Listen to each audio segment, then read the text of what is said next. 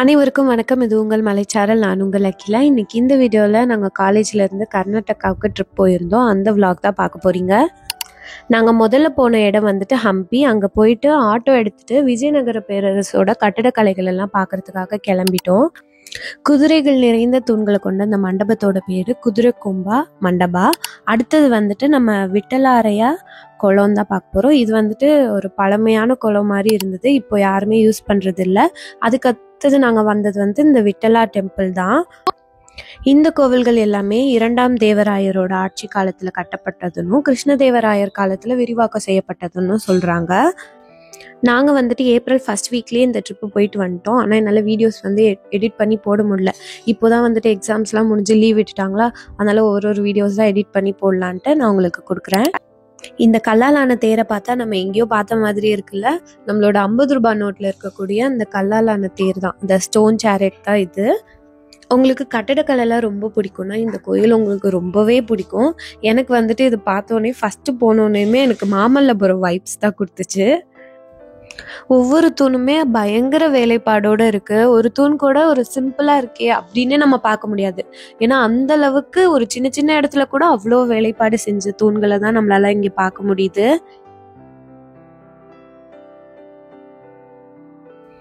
இங்க நடுவுல வந்துட்டு ஒரு கோயில் மாதிரியான அமைப்பு இருக்கு, ஒரு மண்டபம் இருக்கு, ஒரு கருவறையும் இருக்கு. ஆனா அந்த இடத்துல எந்த கடவுளோட சிலையோ இல்லை.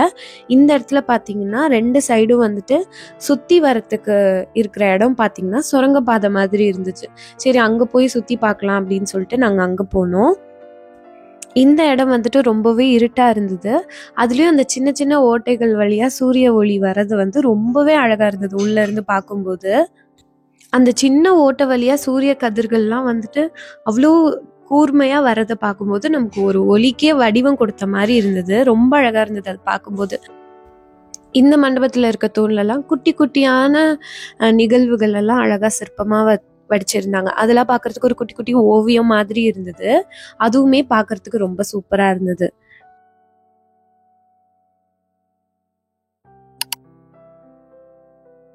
அடுத்து நாங்க போன இடத்தோட பேரு குயின்ஸ் பாத். அரச குடும்பத்து பெண்கள் குளிக்கிறதுக்காக ஏற்படுத்தப்பட்ட ஒரு தனிப்பட்ட குளம். இது சுத்திலும் நிறைய மாடங்கள் வச்சு ரொம்பவே அழகா இருக்கு. இதுக்கு கமலாபுர ஏரியில இருந்து நீர் வர மாதிரி அமைச்சிருக்காங்க. அது மட்டும் இல்லாம இதை சுத்தி அகழி இருக்கிறதுனால இன்னுமுமே அது ரொம்ப பாதுகாப்பான ஒரு இடமா கட்டப்பட்டிருக்கு.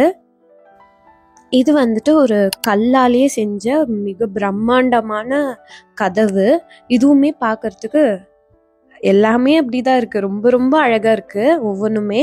ஏன்னா வந்துட்டு நமக்கு சாதாரண ஒரு களிமண்ல செய்யும் போதே எவ்வளோ வேலைப்பாடு செய்யணும். ஆனா இவங்க வந்துட்டு இந்த தூண்ல இந்த கல்லுல எல்லாம் எவ்வளோ வேலைப்பாடோட அமைச்சிருக்காங்கன்னு நினைக்கும் போது ரொம்பவே சூப்பரா இருக்கு. இந்த இடத்துல அரசாங்கம் சார்ந்த விழாக்களும் திருவிழாக்களும் நடைபெறக்கூடிய ஒரு இடம் மாதிரி இது அமைக்கப்பட்டிருக்கு.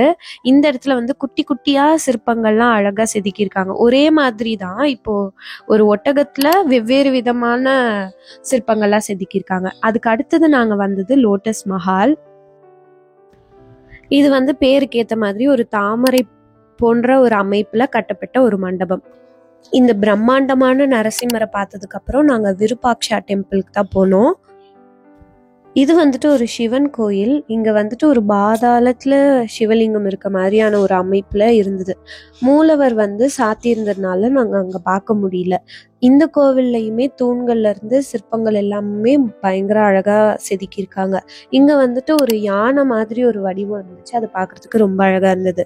நாங்க அதெல்லாம் பார்த்து முடிச்சதுக்கு அப்புறம் அன்னைக்கு நைட்டு, அதாவது மிட் நைட்டுன்னு சொல்லக்கூடாது, விடிய காத்தால கிட்ட நாங்க மைசூருக்கு வந்துட்டோம். அங்க வந்துட்டு கொஞ்ச நேரம் ரெஸ்ட் எடுத்துட்டு குளிச்சுட்டு ட்ரெஸ் சேஞ்ச் பண்ணிட்டு இன்னைக்கு வந்து நம்ம மைசூர் ஃபுல்லா சுத்தி பார்க்க போறோம். நாங்க அடுத்து வந்த இடம் இந்த தத்த வெங்கடேஸ்வரா டெம்பிள் தான். இங்க வந்துட்டு ஒரு கோவில் இருந்தது, பெருமாள் கோயில். அது பக்கத்துலயே ஒரு ஆஞ்சநேயர் கோயிலும் இருந்தது. அந்த கோயிலுக்குள்ளேயே வந்துட்டு இந்த மாதிரி ஒரு சுகவனா அப்படின்னு சொல்லிட்டு ஒரு இடம் இருக்கு. அதாவது கிளி தோட்டம், கிளிகள் எல்லாம் வந்துட்டு வளர்க்கக்கூடிய ஒரு இடம். அங்க நாங்க போய் சுத்தி பார்த்தோம். அங்க உள்ள வந்து வீடியோ எடுக்க முடியாததுனால என்னால எடுக்க முடியல. அடுத்தது நாங்க இந்த மைசூர் சில்க்கு, சோப்பு, சந்தனம் இதெல்லாம் பார்க்கறதுக்காக ஒரு கடைக்கு வந்திருந்தோம். இங்கே வந்துட்டு புடவையெல்லாம் 400 ரூபாயிலிருந்தே தொடங்குது. அதெல்லாம் காமிச்சிட்டு இருந்தாங்க. அதெல்லாம் கொஞ்ச நேரம் பார்த்தோம். அதுக்கப்புறமா அந்த மைசூர் சாண்டல் சோப்பு அதெல்லாம் கூட காமிச்சாங்க. அதெல்லாம் நாங்கள் வேணுங்கிறதுலாம் அங்கே வாங்கிக்கிட்டோம். இங்கே வந்துட்டு மைசூர் சில்க் வந்துட்டு எப்படி நெய்கிறாங்க அப்படின்ற எல்லா ப்ராசஸே வந்துட்டு விளக்குனாங்க. அதுவுமே பார்க்குறதுக்கு ரொம்ப நல்லா இருந்தது. அந்த குட்டி குட்டியாக இருக்கிற த்ரெட்டெல்லாம் காமிச்சாங்க. அதெல்லாம் பார்க்குறதுக்கு ரொம்ப நல்லா இருந்தது. ரொம்பவே சாஃப்டாக இருந்தது அந்த சில்கே. அடுத்தது நாங்கள் வந்தது சாமுண்டேஸ்வரி கோவிலுக்கு தான். இங்கே வந்துட்டு கூட்டமாக இருந்ததுனால நாங்கள் கோவிலுக்குள்ளேயே போகல. வெளியிலேருந்து சாமி கும்பிட்டுட்டு அங்கே நிறைய தெருவில் வந்துட்டு நிறைய கடைகள் இருந்தது. சரி அங்கெல்லாம் ஒரு ஸ்ட்ரீட் ஷாப்பிங் போகலாம் அப்படின்னு சொல்லிட்டு நாங்கள் போய் சுற்றி பார்த்துட்டு இருந்தோம். இங்கே வந்துட்டு பொருட்கள் எல்லாமே ரொம்பவே அஃபோர்டபுளான ப்ரைஸில் தான் இருந்தது. அதாவது இந்த ஃப்ரிட்ஜ் மேக்னெட்டு அந்த மாதிரிலாம் இருக்கும் இல்லையா, உடன் ப்ராடக்ட்ஸ்லாம் இருக்குல்ல, அதுவும் நிறையா இருந்தது. ஸ்லிப்பர்ஸ்லாம் கூட நிறையா இருந்தது. அதெல்லாம் வந்துட்டு 100, 200, பேக்ஸ்லாம் கூட 200, 300 அந்த ரேஞ்சில் தான் இருந்தது. அதனால அங்கே வந்துட்டு நாங்கள் கொஞ்சம் நிறையாவே ஷாப்பிங் பண்ணோம். அதெல்லாம் முடிச்சுட்டு நாங்கள் அங்கேருந்து நாங்கள் மைசூர் பேலஸ்க்கு தான் போனோம். மைசூர் போயிட்டு இங்கே போகாமல் வருவாங்களா? மைசூர் போகிறதே இதுக்காக தான். அந்த பேலஸ் பார்க்குறதுக்கும் ரொம்ப அழகாக இருந்தது. அதுவும் இந்த பேலஸ் போகிற வழியில் வந்துட்டு இந்த மாதிரி குட்டி குட்டி பூக்கள்லாம் ரொம்ப குட்டி குட்டியாக ரொம்ப அழகாக இருந்தது. அதுவே எனக்கு ரொம்ப பிடிச்சிருந்தது ஃபஸ்ட்டு போகிறதுக்கு முன்னாடி. அங்கே உள்ளே போனதுக்கப்புறம் பயங்கரமான ஒரு எஸ்தட்டிக் வைப் வந்து அங்கே கொடுத்தது. அதுலேயும் இந்த மேலே இருக்க இந்த கண்ணாடியில் வரையப்பட்ட அந்த கிளாஸ் பெயிண்டிங் பாருங்கள், அவ்வளோ அழகாக இருந்தது. அதுலேருந்து அந்த வெளிச்சம் வரும்போது அந்த கிளாஸ் பெயிண்டிங் வந்து இன்னும் என்ஹான்ஸ் பண்ணி காட்டுற மாதிரி ரொம்ப நல்லா இருந்தது. இங்கே இருக்க ஓவியங்கள் அதெல்லாம் சொல்லவா வேணும், அவ்வளோ அழகாக இருந்தது. அதுக்கு மட்டும் இல்லாமல் அவங்க பயன்படுத்திய பொருட்கள் அதெல்லாம் கூட காட்சிப்படுத்தியிருந்தாங்க. அதுவும் பார்க்குறதுக்கு நல்லா இருந்தது. இதில் வந்துட்டு மோஸ்ட்லி நிறைய பொருட்கள் வந்து வெள்ளியிலேயே செஞ்ச பொருட்களாக இருந்தது. இதில் இருக்க ஓவியங்கள்லாம் பாருங்களேன், மயில் தோகையிலேயே டிஃப்ரெண்ட்டான கலர்ஸில் பண்ண மாதிரி ரொம்ப அழகாக இருந்தது. இந்த ஓவியத்தில் பாருங்களேன், யானையால் இழுத்து செல்லப்படுற மாதிரியான ஒரு பஸ் மாதிரியான ஒரு அமைப்பு, நிறைய பேர் உட்காந்து போகிற மாதிரியான ஒரு அமைப்போட இருக்க வண்டிலாம் இருக்குது. அதுக்கப்புறம் இது வந்துட்டு லிஃப்ட்டு, அந்த காலத்துலேயே அந்த மரத்துலேயே செஞ்ச லிஃப்ட் மாதிரி அது இருந்தது. அதுக்கப்புறம் இங்கே பார்த்தீங்கன்னா வெளியிலே செஞ்ச ட்ரெஸ்ஸிங் டேபிள்லாம் இருந்தது. அதெல்லாம் பார்க்குறதுக்கு ரொம்ப அழகாக இருந்தது. வெளியிலே செஞ்சதுக்காக சிம்பிளாக இல்லாமல் அதுலேயும் பயங்கரமான வேலைப்பாடுகளோடு இருந்தது. இந்த மண்டபத்தில் எனக்கு ரொம்ப பிடிச்சதே இந்த ப்ளூ வித் கோல்டன் காம்பினேஷன் தான். அதில் வந்து பார்க்குறதுக்கு ரொம்ப நல்லா இருந்தது. அடுத்தது நாங்கள் போனது இந்த ஃபிலோமினா சர்ச்சுக்கு தான். இது வந்துட்டு பார்க்குறதுக்கு ரொம்பவே காமாக பீஸ்ஃபுல்லாக இருந்தது. இது ஜெர்மனில் இருக்க கொலோன் கேத்தட்ரலோட சாயலில் இந்த இது வந்து கட்டியிருப்பாங்க.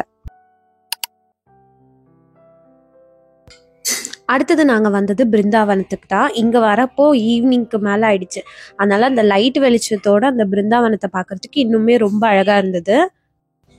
அங்கே வந்துட்டு நாங்கள் நிறைய ஃபோட்டோஸ் எடுத்துக்கிட்டோம். அதெல்லாம் எடுத்து முடிச்சதுக்கப்புறமா நாங்கள் இருட்டிடுச்சு. அதுக்கப்புறம் தான் அங்கேருந்து நாங்கள் கிளம்புனோமே.